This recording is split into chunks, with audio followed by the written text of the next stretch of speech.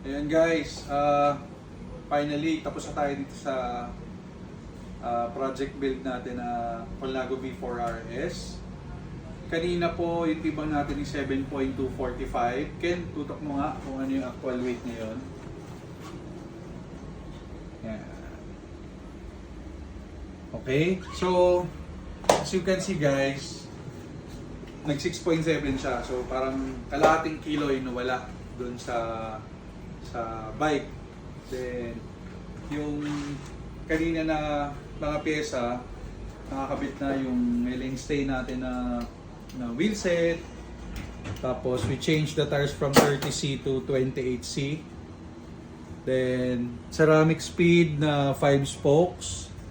Kinabit na natin. Hindi tayo nagpalit ng chain kasi pasok pa yung chain. Tapos THM na crankset.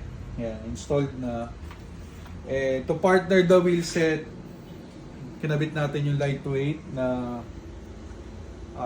battle cage, THM handlebar, then yung bar tape na dala ni Sir is yung Birch. Birch nga ba yan? Yan. Tapos, yun lang. Bjorn pala, Bjorn. Na saddle.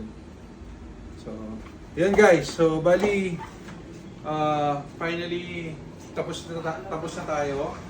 Ay, isa pa pala, yung wala pong kanina na rotors, dumating po, guys, dumating. So, pakita mo kayo. So, naka-carbon tie rotors na po tayo. Ayan.